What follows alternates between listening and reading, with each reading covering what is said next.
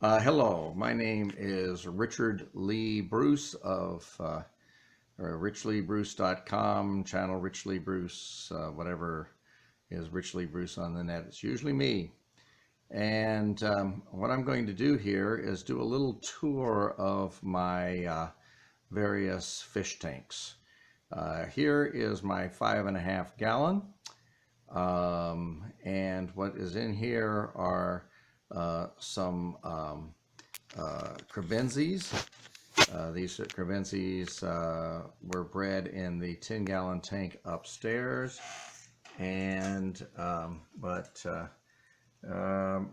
admittedly mistakes were made. As a result, they have not grown to full size, and they're too small. But nevertheless, they're still fun, and perhaps they're still particularly appropriate for if you actually wanted to keep cichlids in like a 2-gallon fish bowl, like I'll be showing you in a minute, or little 2-gallon tank, or maybe a 2-gallon or 5-gallon tank, or whatever. These are almost particularly appropriate for that.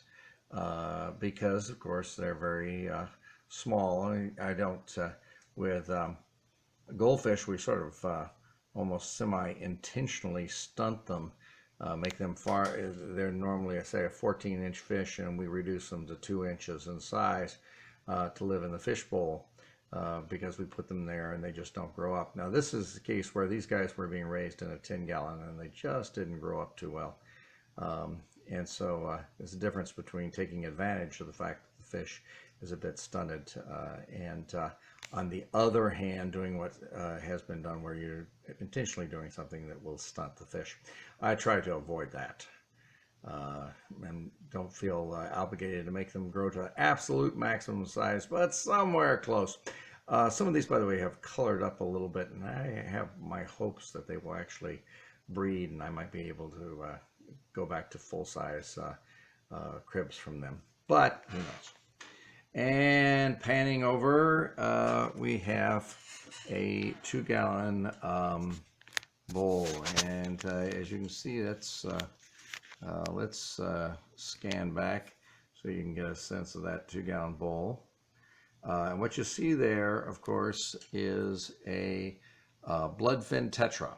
And that's the last remaining of my bloodfin Tetra clan. The bloodfins, I had them outside and so on and so forth in various places.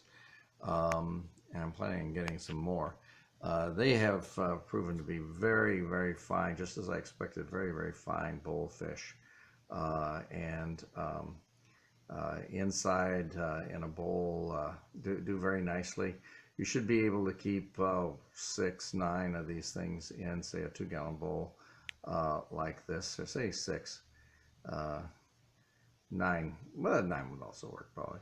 But at any rate, I would suggest sort of limit it to 6. And so that gives you a nice little school of them.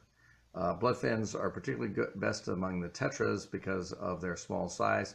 That means they can definitely take these small things like 2-gallon bowls and 2-gallon tanks and stuff, but also they have the advantage that they can take colder water. And of course, someplace in there, and I cannot see them at this moment in time, is the guppies. There are a couple of guppies there. Actually, there's several babies too, but there are a couple of guppies in there, and guppies are, of course, the best of the fish. Okay, let's scan on over here. And here what we have is, you're not seeing a lot of action in this tank.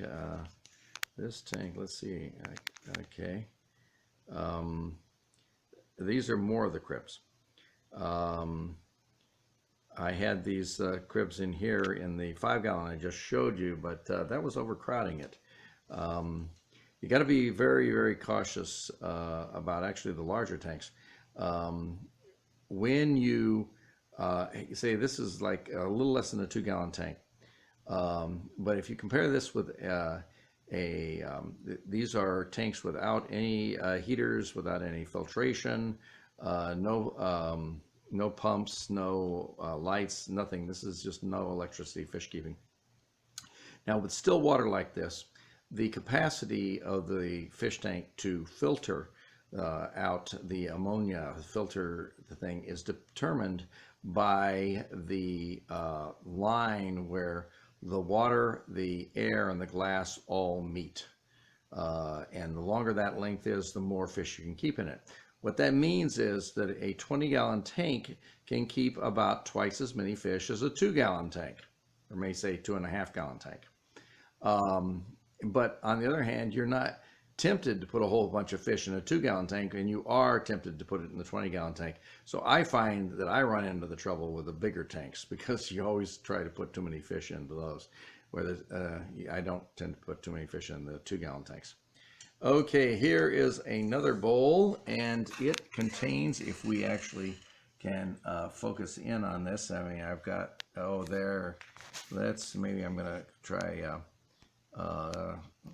going out, maybe you can see better, because when I focus in, you see there a white cloud minnow. There are 3 white cloud minnows in there.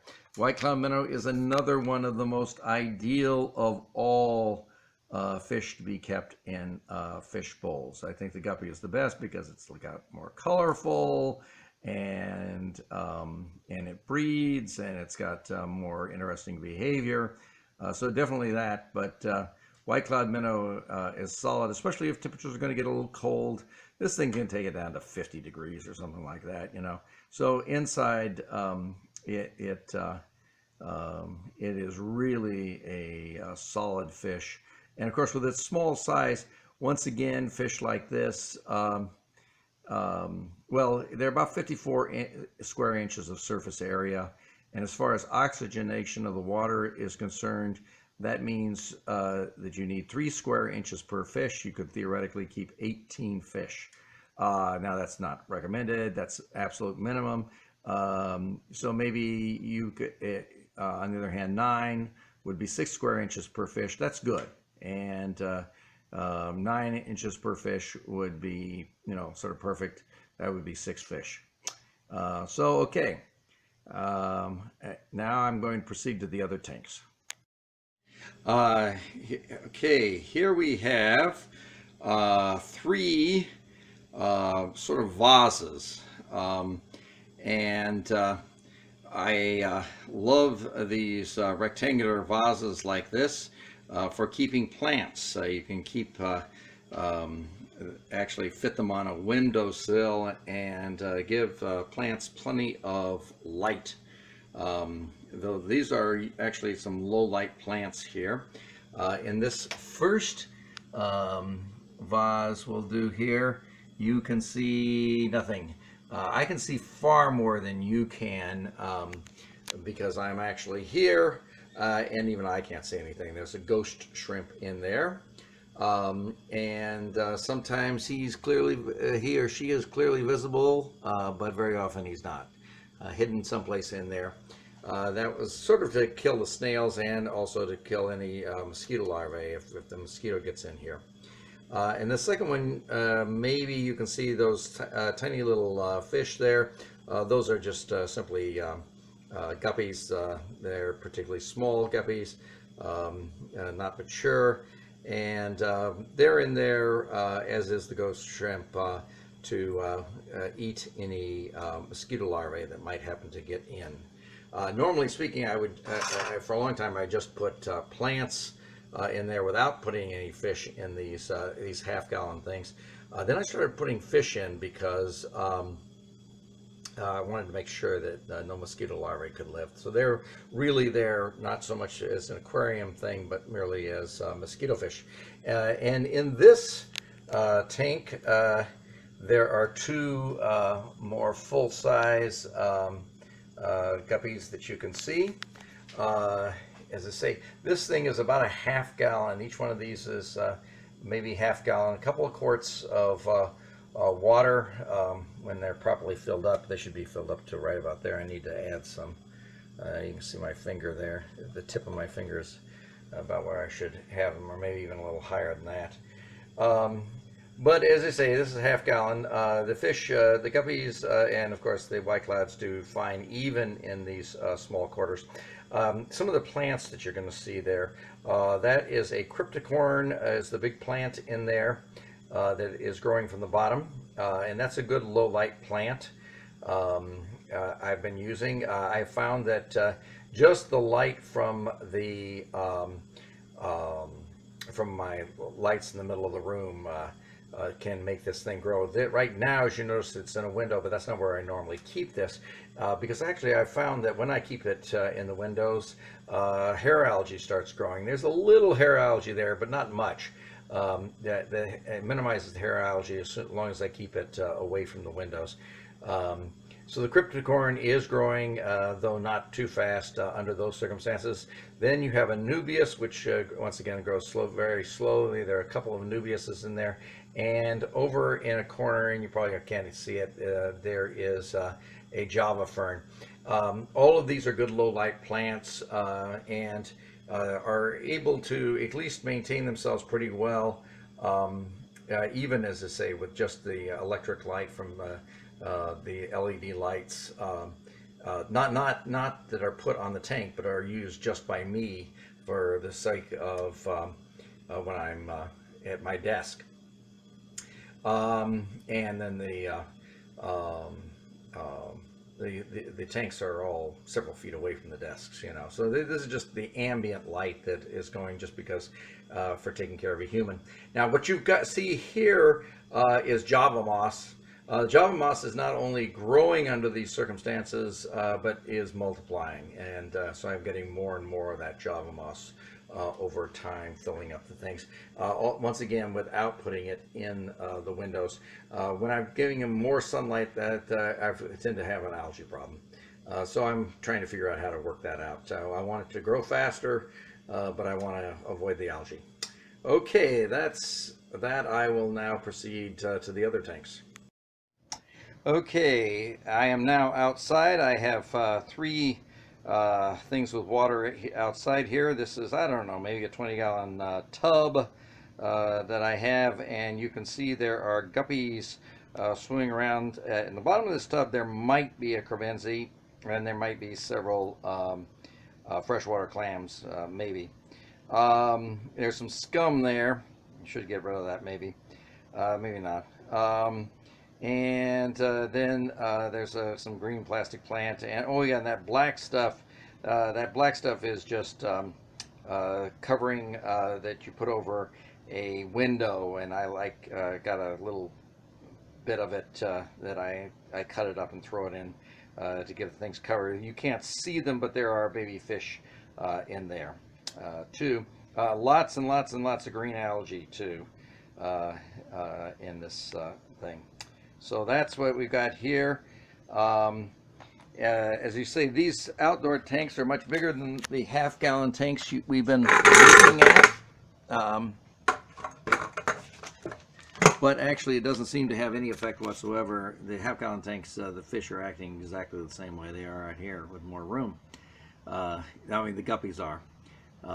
They basically, the females look for food, and the male guppies try to mate with the females. Okay, what you're seeing here is a tank. I've got a real green problem here, obviously. I've done a fair amount of water changes on this, and it's still green, and then there's some plastic plants in there and silk plants and stuff too. But at any rate, it's a real green problem in both of these things, at least this time of year. I hadn't had that much trouble with this in the past, but now I do. And even though I did a bunch of water changes. Oh, there's a new water system. We now have soft water. We used to have hard water. Maybe that's why there's some difference there. But they're basically guppies there. Oh, there's some cribs in the bottom. Last I checked, might be just one. And here is that last tank was a 20. This is a 10. This is a 10 right next to it. And there's just some guppies there, and maybe you can see there's a living cryptocorn there, as well as driftwood and a bunch of other stuff going on. Now, by the way, I should mention interesting thing, all this outside glass aquarium stuff like that. We live in an area with lots and lots of we have lots of, but we do have a fair number of raccoons. But so far, they have given me no trouble whatsoever with any of this thing. It may be because the fish are so small. The raccoons are just not interested. I don't know exactly why it is, but this has gone very well. Been at it for quite a while. Always try to make sure that there's some fish in here, winter and summer, and I just get different fish.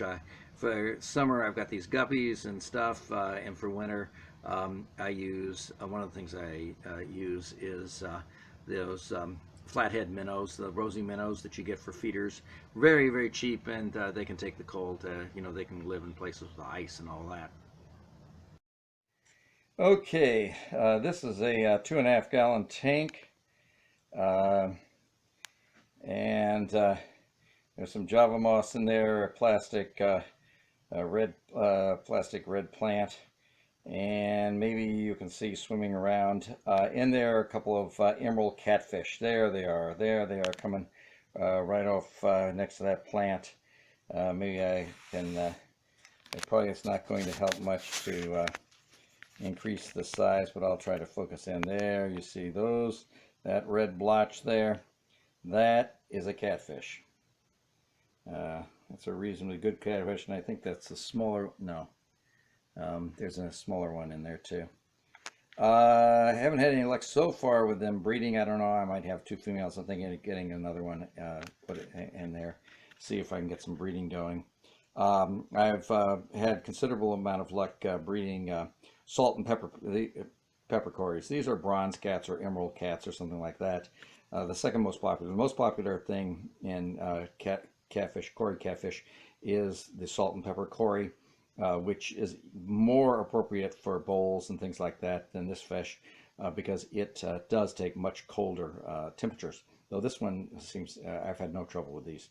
But the salt and pepper cories actually much prefer to breed. Oh, there's, you see this, the little one moved, and now I know where it is. Okay, they prefer to breed when the temperature is in the 60s, not in the 70s.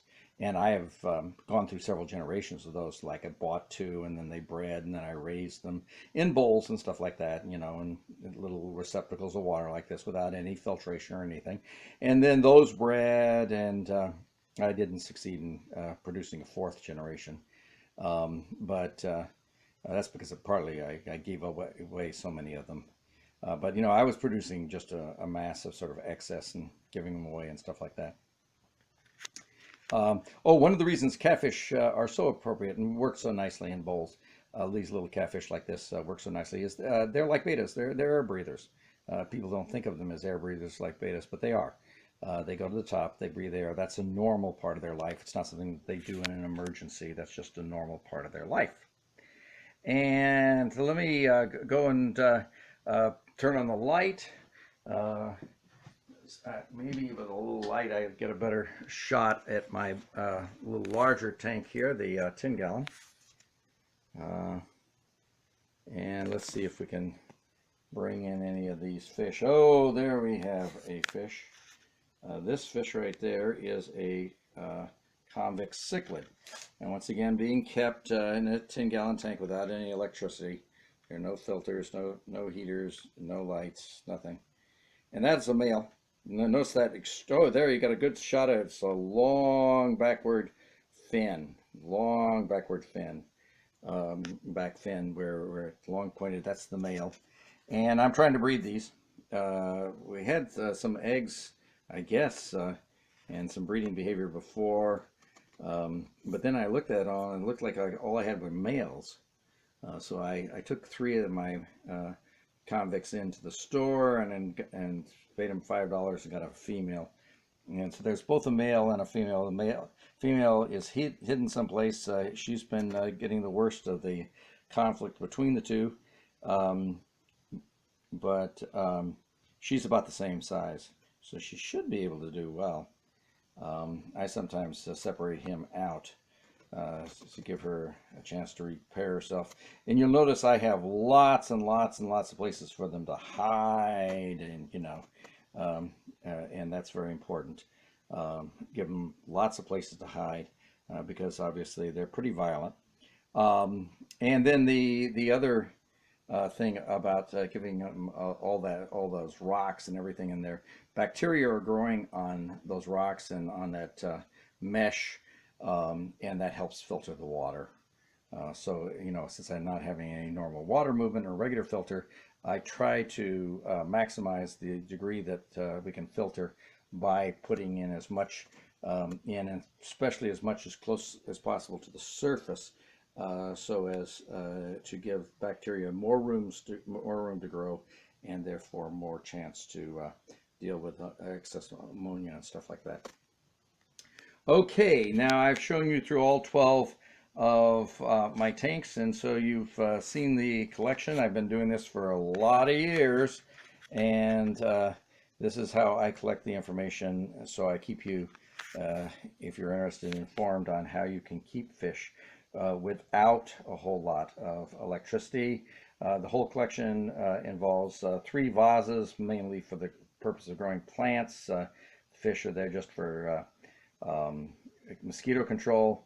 They're about ½ gallon each, and then there are two 2-gallon bowls, 2 2-gallon tanks, 1 5-gallon tank, 2 10-gallon tanks, a 20-gallon tank, and a tub that might be 20 gallons. I don't know, something like that. Okay, that's it. Bye.